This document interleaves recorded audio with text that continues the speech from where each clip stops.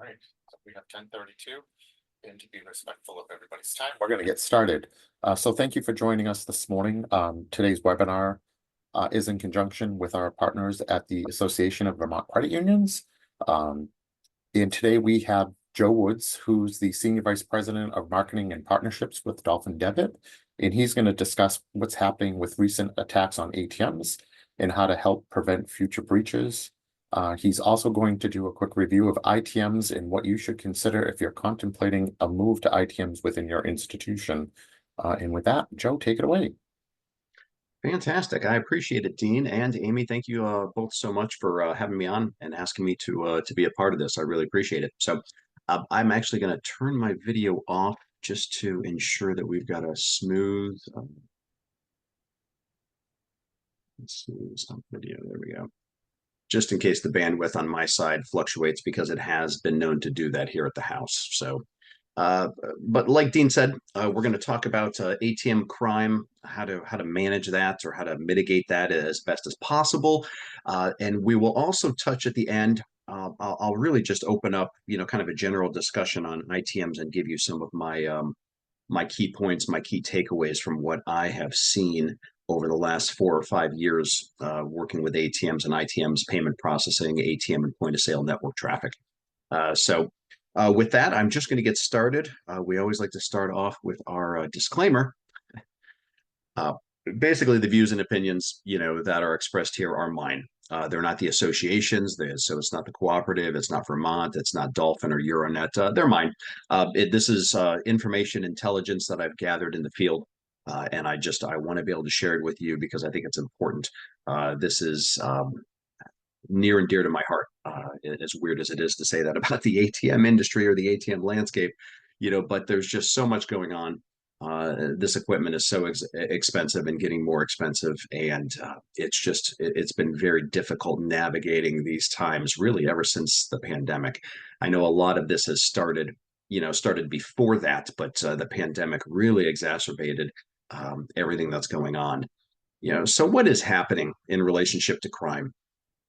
We're seeing an increase in vandalism across the United States, and some of the numbers are pretty staggering. Depending on who you talk to, vandalism attempts at ATMs have increased threefold in the last 5 years, which is just staggering. If the market did that, none of us would be on this call. We'd be retired. So this is just incredibly tremendous and heart-wrenching, and it's a gut punch for a lot of us because this is a significant loss. When you lose an ATM, you're losing, in most cases, you lose the hardware completely, which could be a 40, 50, $60,000 investment. You lose potentially all the cash that's inside of it, which could be up to $200,000, and you get downtime. These ATMs aren't sitting in a warehouse ready to be deployed. Typically when you're ordering an ATM, they don't have them in the warehouse unless somebody canceled an order. So most of these manufacturers have to reorder equipment, which means a minimum of 60 to 90 days before they can get the hardware out. So you're looking at 3, 4, or 5 months of downtime before they can bring out some new equipment, unless they have something refurbished that they can fill a gap with. So you've probably been reading some of these bullet points, but it's not just your typical skimming devices and hook and chain. There's a lot of odd things going on, from an attempted theft, and from a real theft. They August 14th, you can see there was a credit union in Ohio. I'm in Ohio, so I know these people, and somebody brought a bobcat on a trailer to this branch location, picked up and basically ripped the island ATM off the ground with this bobcat, rolled the bobcat back up on the trailer, locked everything down, and drove away. So it's not just the hook and chain; it's the bobcat attacks now that we have to be worried about. Somebody tried to use a handsaw to cut away, to saw away at some of the hinges on the doors of the ATMs in Louisiana. So you have all these different, people and these one-offs that are creating a lot of nuisance work. And, obviously some of them being successful, but in most cases, many of these one-off attacks, like a saw, hitting an ATM with a truck, you're damaging the ATM, you might be totaling the ATM, but in most cases, you're not getting to the cash. You're not getting through that vault. and getting to that. One of the other things, though, that's really developed in the last, I'll say, 3 years, really since it really started happening after COVID significantly, is a rise in theft. Um, Not only people attacking armor companies and armor guards out in public and trying to get into the back of the trucks, stealing the bags that they have, but actual armor employees stealing from their own companies and stealing from their clients. And this is something that is happening significantly across the country. There is an organization, an ATM outsourced company out of Kentucky, that has lost over $3.5 million in internal armor theft. And what's interesting about that, and it's close to bankrupting the company at this point in time, as you can imagine, because it's, a lot of these companies are not big and, in any stretch of the means. But $3.5 million across 4 different vaults. And I say that because these weren't coordinated attacks from internal employees. These were all separate attacks with nobody else really knowing what they were doing. There was a group in Atlanta, Georgia, that conspired and stole from the branch. There were a couple of people in I believe it was an Indiana branch that were stealing, but it wasn't one such attack that was coordinated across the board. It was random different events that really culminated in this just massive loss for this organization. So, and then you see some of these other things. Armor employee steals $220,000. That actually was an armor guard peeling off money every trip that he made servicing a PNC Bank ATM group. And then you've got vault managers in Kentucky stealing $2 million, from an organization, and that's not the organization that I'm talking about with the 3.5 million. That's something completely different. That was a Loomis rep, I believe, that made that happen. So it's amazing. You can even see the picture on the left. That's a credit union up in Michigan. Somebody tried to take a rifle and shoot out the hinges of the door. So the ATM, you can see the green light. It was actually still operational, but they did get it replaced because they had about, I think, 14 or 15 bullet holes around the machine, and the police found the bullet casings, on the concrete. It's amazing. One of the things that we haven't seen in the U.S. that they see overseas is pyrotechnics or bombs, explosive incendiary devices. Over in Europe, that seems to be a common theme, and thank goodness it hasn't hit here yet, or if it's hit here, it's very scarce. But you can see that picture there. That was an explosive device that basically just completely destroyed that island ATM, just ripped it to shreds. So that is something that we are concerned with and we're aware of. Dolphin is based here in the United States. Our parent company is Euronet Worldwide. And Euronet, they are a public company traded on the NASDAQ. They are an American-based company out of Kansas City, but they operate 53,000 ATMs throughout Europe and Asia. So they know firsthand what it's like to deal with these types of attacks overseas. So, and they're well aware of the consequences. There's actually been lives lost overseas due to these bombs going off when people are near. So it's significant. It's not happening every day, but it is happening. So some of the things, though, you can see those 4 items there are items that are plaguing a lot of us over and over again here in the United States, from the skimming devices, the hook and chain attacks, and I have a video that will show you here in a little bit. But the man in the middle attacks, those are continuing to grow. We've seen a rampant amount of these software breaches or attacks throughout the Midwest, and it's starting to spread. The armor and tech shortages, I mention that only because, uh, going back before the pandemic, a lot of these employees were long-term employees. It was a stable environment. Now you've got companies like Brinks, Loomis, Xerox, Burroughs, NCR, Diebold. They have lost a ton of reps because they're just not willing to pay enough. And now you find these organizations in a hiring frenzy. And when you need to hire 50 technicians in a month, you're going to hire some people that you probably shouldn't have hired when you only needed to look for 2.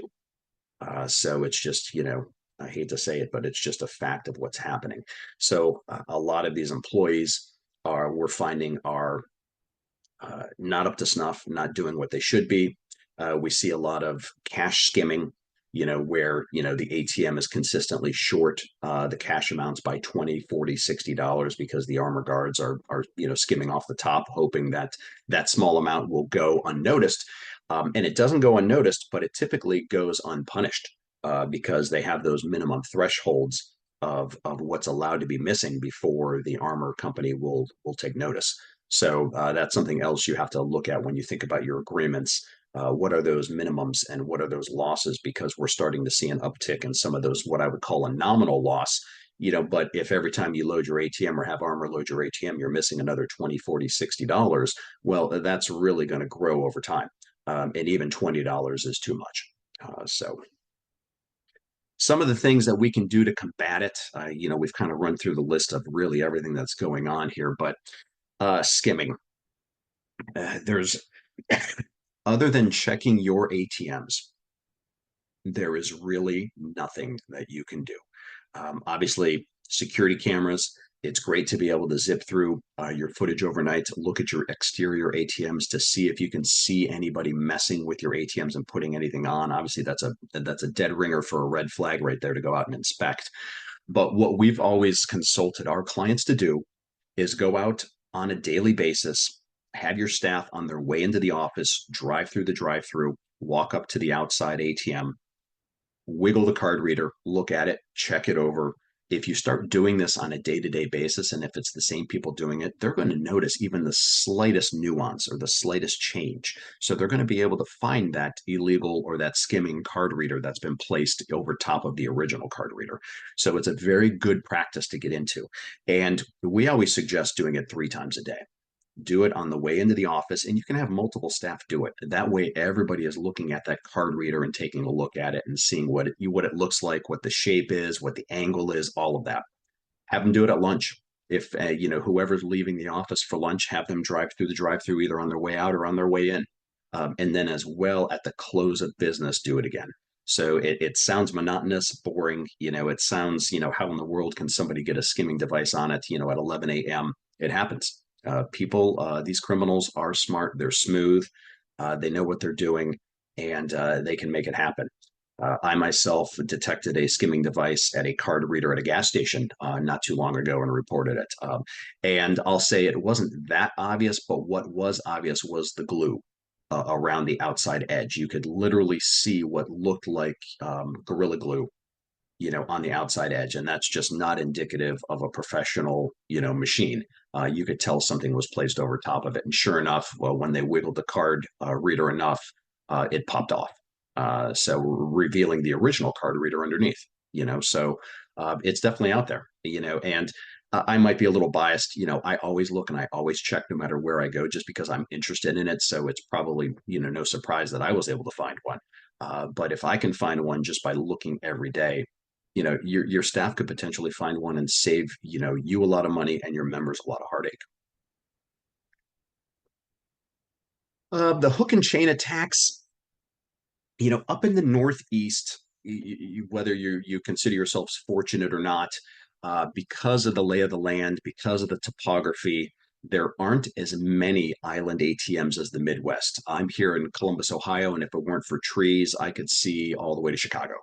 It's just that flat. So every branch in my area seems to have a drive up island bunker unit ATM, and those are the units that are susceptible to the hook and chain attacks. So you can see there the information on the perfect setup. It's really, you've got an island ATM, it's behind the branch, which it typically always is, but depending on the angle of the branch or where it sits on a corner lot or in their lot, it's usually in the back and it's usually somewhat hidden, which makes it the perfect opportunity for these criminals to get a truck, find a hook and chain, and to do their business. And it doesn't take long for them to do it, as you'll see. But you can see we've got plenty of pictures here that depict what this hook and chain looks like. I'll move to the next slide. This stat is a bit old, but you can see in 2019 when the pandemic hit and 2020 in Texas alone, over 600 hook and chain attacks on ATMs just in one state. And Texas and Louisiana were really the birthplace of these hook and chain attacks, but it has spread across the country. So, uh, not surprised if any of you have suffered from a hook and chain attack. Obviously, the expenses, I mentioned some of these earlier. It's really amazing. So much so, from a Dolphin perspective, obviously being based in Houston, Texas, and our second office is New Orleans, Louisiana, the birthplace of the hook and chain. Dolphin in 2019 and 2020 lost over 120 island ATMs to the hook and chain attack. So we worked feverishly with a couple of engineers to create a new device to put into the dispenser to prevent the hook and chain. We also worked hand in hand with all the different manufacturers, Diebold, NCR, Hyosung, to make sure that they were working to upgrade their collars, their doors, their dispenser mounts to make it uh, not impenetrable, but to make it extremely difficult for the criminals to get in.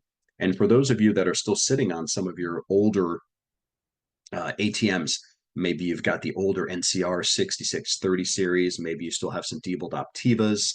There's the Diebold CS line is a bit older as well. Some of the Hyosung 7600 series, and then the GRG series as well. All of those, unless you have physically seen your manufacturer provide a physical upgrade to those ATMs, those are all susceptible to the hook and chain attack. Uh, since then, they have upgraded the door hinges, the collars, the dispensers, and they've really made it, I'll say, impossible. We have not seen with at least Dolphin with all of the new models coming out that we have deployed. We have not seen a successful hook and chain on the newer models. That doesn't mean they don't do damage. They do about $5, $6, $7,000 in hardware damage to the ATM. Obviously, it takes it out of service because they're wrecking that dispenser. You know, a lot of things have to be replaced. Usually, the fascia, the front of the ATM has to be replaced. So, you know, it still takes the ATM down for a significant amount of time, and in some cases, it ends up being a total loss just because of the damage they do to it, and it needs to be replaced. The great thing is that at least now they're not getting to the cash. Now, in that picture there, you can see that yellow bar, and you can see the burn marks there. That's a security bar, and a lot of those have been put in, you know, as increased measures for security. They can be broken through very easily. I will say, though, it is a deterrent. If everybody in the neighborhood has a security bar, they're going to start breaking through them. But if you're the one lone credit union in the marketplace that has that security bar and nobody else does, they're going to the other ATMs first. So it's a visible deterrent that will keep them away for the time being, but they will come after your ATM at some point in time. Uh, what I will say is, in fact, I'm going to go back a couple of slides here, but you can see obviously this security bar was breached. In this photo here, you can see the two ATMs that were ripped out on the left. Both had security bars that were breached. In this here, you can see on the left side that the security pole, there was a security bar there. So in just about every situation that we have here in our photos alone, you can see that the security deterrent did not work. So just to give you an idea of you know of what that looks like, and it's an expense. You know, it's a significant expense for you, and so those security bars usually are about $5,000-$6,000 to put in.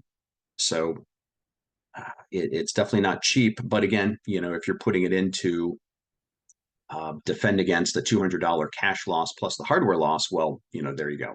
So, um, Amy, Dean, can you unmute? Can you see my screen again? I unshared and then shared to put the video back up. You're Yes, good. it's available. Perfect. Okay. So I'm going to show this video. This is a hook and chain. This is actually a Chase Bank. I didn't want to show a credit union ATM being vandalized, but this is a Chase Bank up in Detroit, Michigan area. So, you know, populated city for the most part, but these guys are brazen. You know, watch how fast they work, but also look at the timestamp. This video is 1 minute and 23 seconds long. It's amazing, you know, it's almost as if they're pros. Now, what's interesting is just about everything that they have brought with them is stolen. The truck is stolen. The hook and chain is stolen. You know, they might take the pry bars with them. But you can see they've, very quickly opened up the fascia doors. Now they're working on the face of the ATM to rip that up so they can get a better handle on that dispenser mouth. And this is an older model of ATM. So you can see how fast that they're able to work with this. They're jabbing at the dispenser, trying to break it open to get a better hook on it. Typically what they have is they've got somebody in a getaway car around the corner. And then these three, usually 2 to 3 people go to work. And, let's look at the timestamp. So we're barely even a minute into this and they've already got it hooked. And here they go. And you'll see in a quick second here. Just like that, they're in the vault. So if you have these older ATMs, you definitely want to be prepared because it's amazing. It's so professional, like how fast these guys are moving through this process. So I'll just get back to my screen here.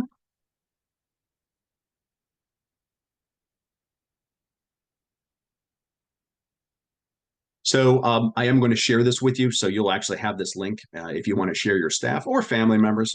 My kids have seen this video. They think it's funny, but I know how much damage that these situations cost us. So, but let's turn now to the man in the middle attacks. And these attacks, I put also known as jackpotting and black box attacks. These are different names. They're actually different types of attacks, but they all involve software. They all involve a criminal getting to the ATM, getting through the top hat of the ATM, and somehow compromising the unit. Now, there's a couple of ways you can do it, and the man in the middle attack, can happen in 2 different ways. So in a lot of cases, criminals will find those island ATMs or they'll find the lobby ATMs, those little standalone, like a convenience store ATM. Some of them sit in commercial buildings, that are just not staffed, or there's not people around at night and they're able to get in and compromise one of those ATMs. And they will work on any ATM that they can. But the idea is they get into the ATM and they connect the device that steps in between the ATM and the host processor. And from there, they're able to do their work and compromise the ATM and get it to spit out the cash. So jackpotting does work similarly. So does black box. Black box just obviously, they put a box in between the communication lines to make this happen. But this can happen. The man in the middle attack can happen via malware that's loaded from an email, from spam email or from phishing email. That the criminals send to your organization. So it is really important that they know this and that they constantly remember that when they see an email that looks that they're just curious about. It's not often that I get an email that I'm curious about, but when I do, it's typically a spam that I'm getting. It's a phishing email. And you can see there's misspellings, there's different things that they do. A lot of these are, Russian, Ukrainian, they're coming from the Eastern Bloc of Europe, so they're not as versed in English. And you can see that just in the body of a lot of these emails. So some of the ways that you can mitigate against the man in the middle or the jackpotting attacks. The first one is to move your ATMs outside of your firewall. You can do this through wireless communication. They have wireless VPN cellular devices that can communicate, send the signal for your ATM. Most of your ATMs, if you're typically processed by PSU, processed by Fiserv or FIS directly, your ATM is it's driven by them and it's sitting inside your firewall, which means you are immediately vulnerable to this type of attack. So if you can move it to a wireless cellular communication or even just an external network, well, now this ATM sits outside your firewall. So that's an extra layer of security. The ATM can still be secured and the security patches all are intact and work. But now you have that extra layer preventing the criminals from getting back to your processor. So they're just stuck at the ATM and they can't make anything move. So the other way to do it is have your ATM service technicians find a way to physically hide the cables from sight if possible, whether it's wrapping them in a coil moving them off to the side, however they need to do it. But one of the ways that these attackers get to the ATM is they open up that top hat, they reach in, they grab a Cat5 cable, they connect their devices, and they're off and running. So you should also always make sure that any available USB ports on these ATMs are shut down. There is no reason to have them accessible. Some of the easiest early on jackpotting attacks through the old Diebold Optiva system was through a flash drive. All they did was plug a flash drive in to the USB port of the ATM and they were off and running. It was that simple once they got the top hat open. So, and these top hats, if you haven't heard, all of these manufacturers have a universal key for these top hats. So you can probably go on Amazon and buy one and get into the top hat of your island ATM. So as far as alarms from a security perspective, you might not prevent them from getting into your ATMs, but it definitely could be a deterrent. If they haven't seen an ATM with alarms, with a sounding and a flashing light alarm before, they're going to open that top hat and it's going to scare them off, or it might even just deter them long enough for the police to get there and catch them before they leave, before they run away with your cash. So, uh, some of the other ways that man in the middle, your ATMs could be susceptible is if your ATMs are not up to date with all of their software. And as much as it pains me to say this, there's a lot of ATM processors, ATM service groups out there that aren't good about this, that aren't good about making sure that your ATMs are running the latest patches, the latest updates, the latest software. There was an attack, there was an outsourcing company out of Utah that did not have all of their ATMs updated. They actually had an ATM, a client with ATM still running on Windows 7 up in Washington, the state of Washington. And this entity, this credit union, lost $250,000 due to the man in the middle attack because the ATM was much easier to crack because it had an older processing system on it. And it didn't have all the latest updates to try to prevent the hackers' software from getting in. So obviously, a lot of checkpoints, a lot of things that you can do. A lot of these aren't that expensive.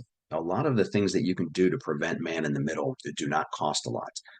It doesn't cost much to move your ATMs outside your firewall. Obviously, it really doesn't cost anything to make sure that the providers that are managing and operating your ATMs are keeping these ATMs, up to date with their patches and their security protocols. And hold them to it.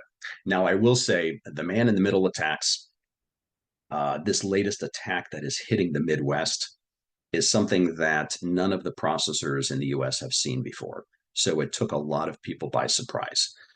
We found out that we had right around, I think, 40 ATMs in our portfolio of over 3,300 ATMs that were potentially susceptible to it. So within a week's time, we had all of those ATMs changed. We had different, in some cases, we had to have a different CPU type brought in, but we had these ATMs locked down. But some people weren't as successful. Some regional banks were hit. And when I say some of these banks were hit, some of these regional banks, like a Huntington Bank, has 2,000 ATMs. Now, I don't know if Huntington was hit, but I know several regional banks were. And when they were hit 12, 15 times each because they realized that this larger institution had ATMs that were vulnerable and they kept going after them until they fixed them. So if you've got 1, 2, 5, 10 ATMs, it's going to be much easier for you to put protocols in place quickly than a lot of these larger institutions that have hundreds of ATMs across, 5, 6 different states.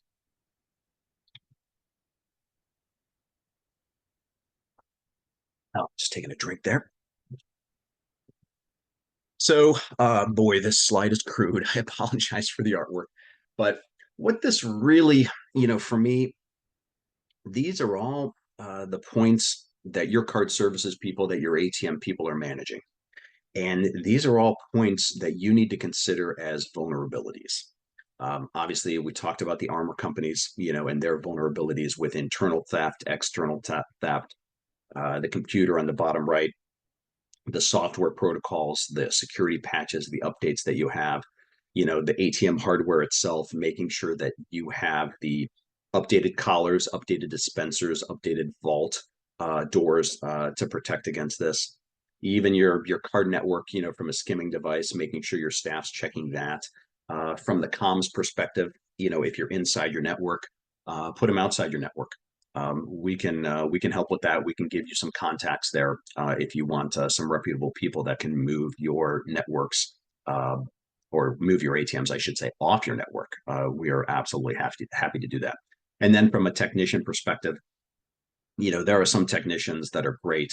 A lot of the newer technicians, even with the armor companies, we're seeing turnover at 90 and 120 days. So just when it seems like they get trained up, they move on and somebody new comes in.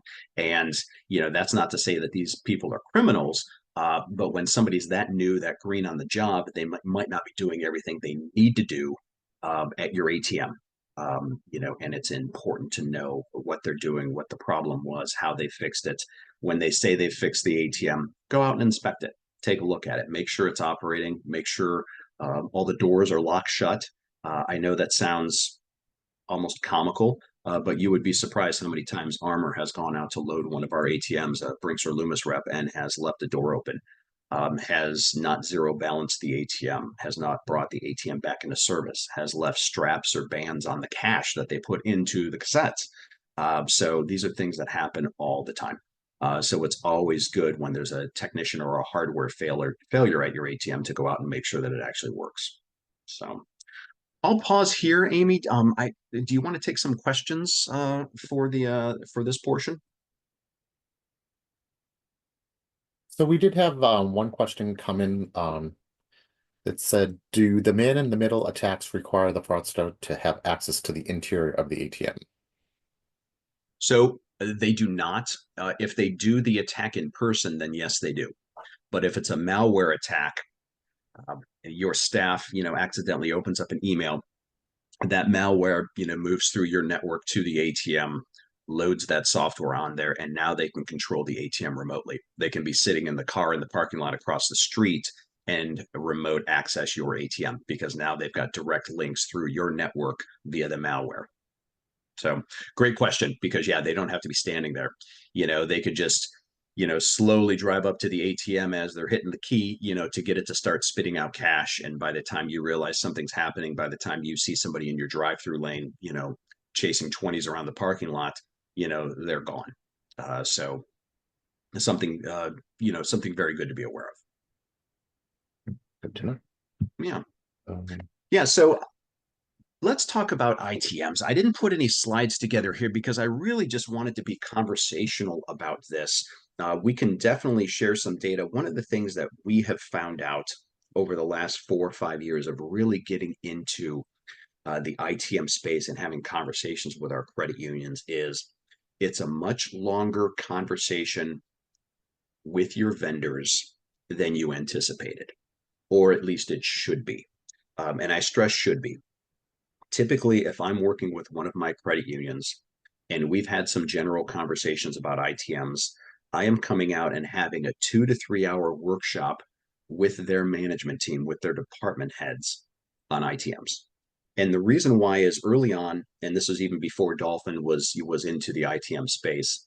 A lot of us, a lot of the credit unions that went ITM jumped really off the ledge, full into ITM without giving it a lot of thought, other than, well, my competition is doing it or the big banks are doing it, so I better get on this because technology is growing and I need to change with it.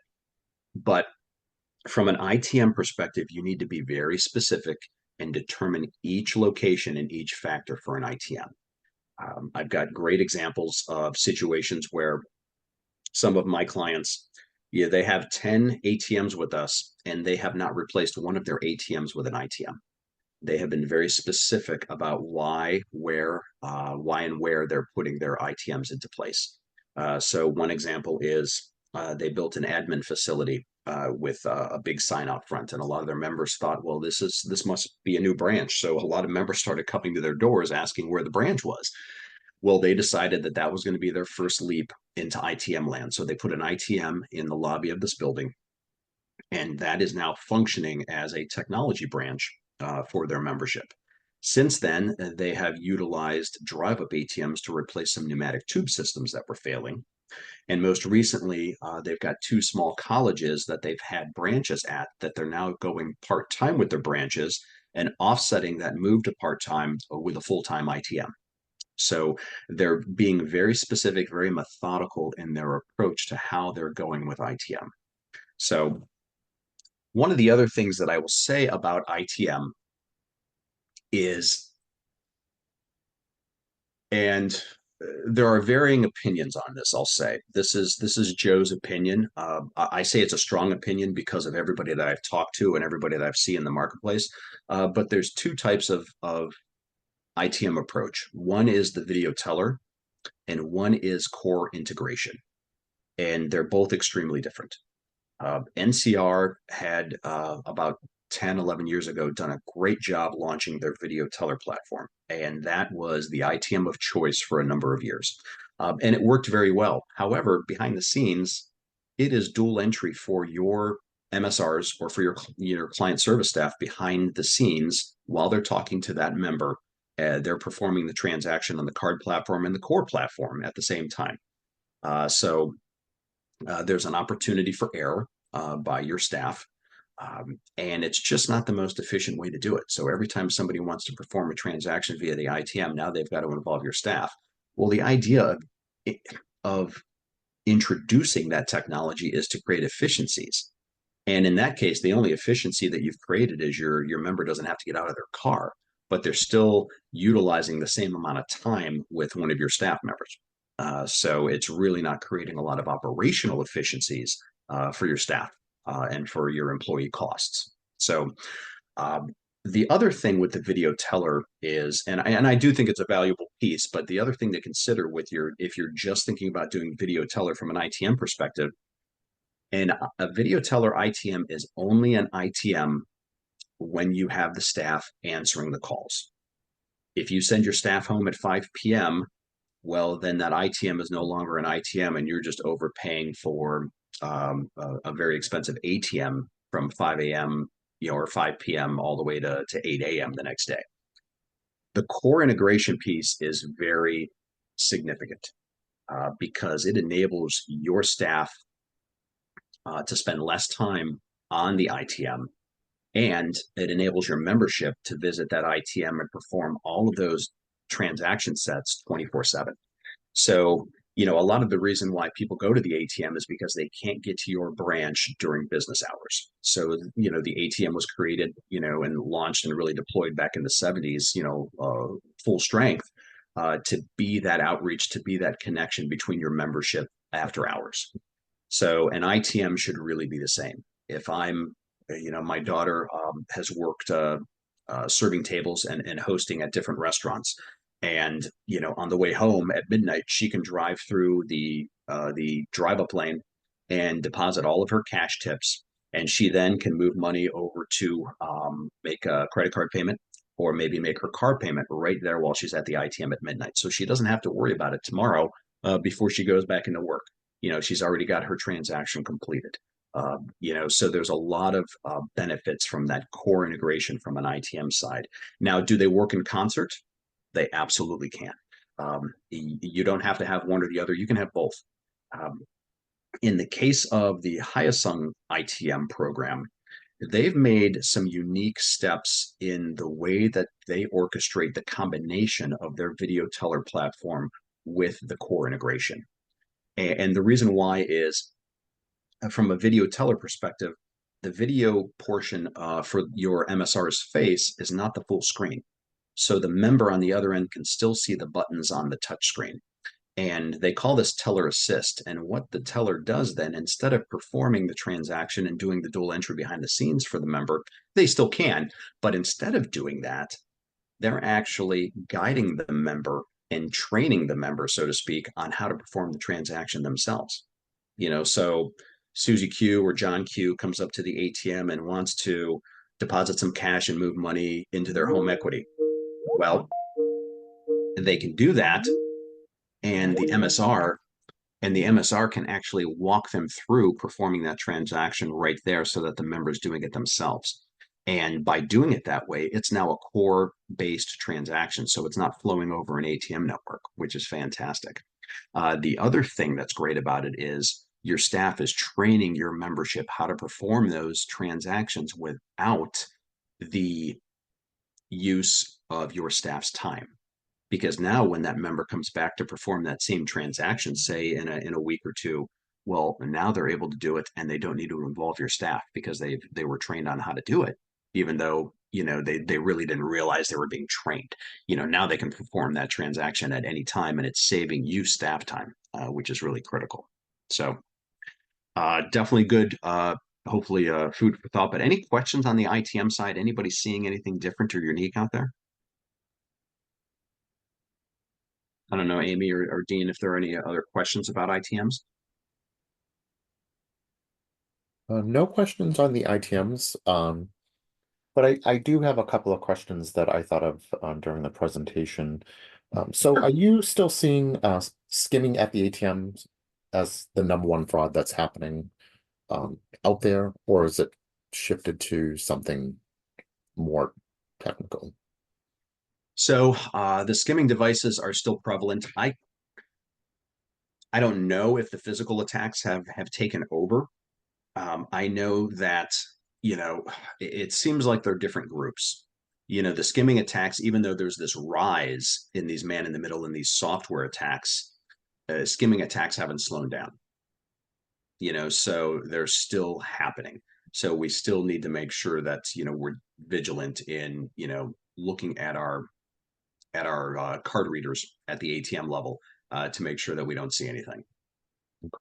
And then another question that I thought of, so with all the natural disasters that are happening, even up here in New England with the brush fires, because we haven't had any rain, the Mm. hurricanes down in the mid-Atlantic and down in the south, are you seeing increased attacks on ATMs? Because it seems like no one is watching that. Everyone else is so focused on, you know, trying to solve, what's ever happening in their own backyard. So how are financial institutions reacting to that? And is that really a concern that they're having? So, it should be a concern. I will say we haven't seen that, at least, with our client base. One of the things that we have seen, and I'll call it the heart of the credit union, people serving people, which I absolutely love, is I have multiple clients in Florida in the territory that I serve. When the hurricane is approaching, we max load the cash in those ATMs, and the credit union turns off their surcharge because they want everybody in the community to get access to cash as fast as they can before the storm hits. Because when the systems go down, that's all they have to be able to transact with because the card platforms just go offline. There's just no power. You lose power, you lose everything. So they turn off their surcharge, max load that ATM in anticipation of that storm so that members and non-members alike can get access, in their community to cash. Okay. We did have an ITM question come through. I know some ITMs allow other means of accessing accounts other than cards. So what is your experience with the risk of those other means, i.e. account number, social security number? Sure. So, you can determine yourself when you're doing the core integration what level of access you want to give your membership. In most cases, what we're seeing is that there can be a card reader, an ID scanner. So, if you're working with a teller, using the video teller, a member can put their driver's license in the ID scanner, and then the MSR or the client service rep on the back end has the ability to look at the face of the member in the window, in the video of the window of the car, as well as their driver's license to be able to compare and make sure that it is actually them. You can also get access in some cases with your online banking ID and password, so you can set that up. I don't have personally any of my clients utilizing social security number to access their accounts from an ITM perspective. So I do know Hyosung, in conjunction with the Fiserv DNA platform, has a palm vein reader. So on some of their ATMs, they actually have a palm vein reader, and you actually have to pre-program it first, kind of like what you do if you're familiar with the Face ID with your mobile device scanning your face. It'll actually read your palm veins and give you access to your accounts. So there's a couple of ways that, are really unique. I know NCR has mentioned this, and I know Hyosung is working on this as well with TSA and with the government for optics to be able to scan the retina to be able to give members access.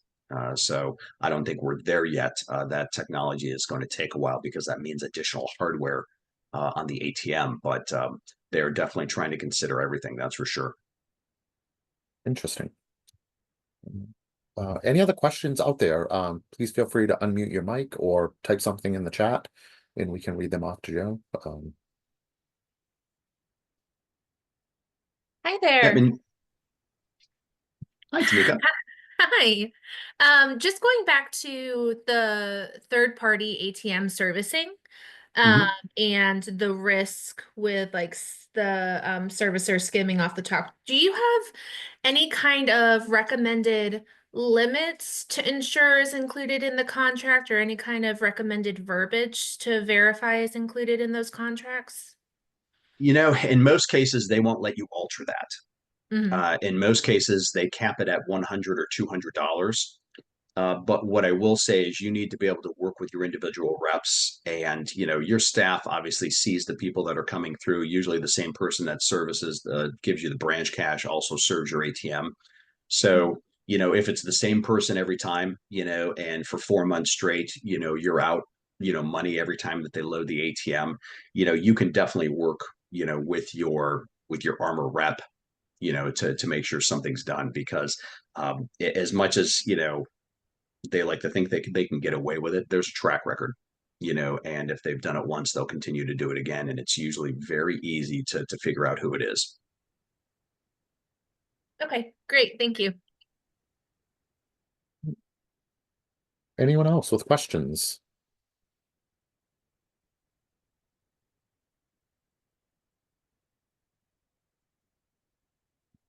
Not seeing any come through. Okay. If anyone has further questions for Joe, I do have his contact information. I'd be happy to forward that over to you.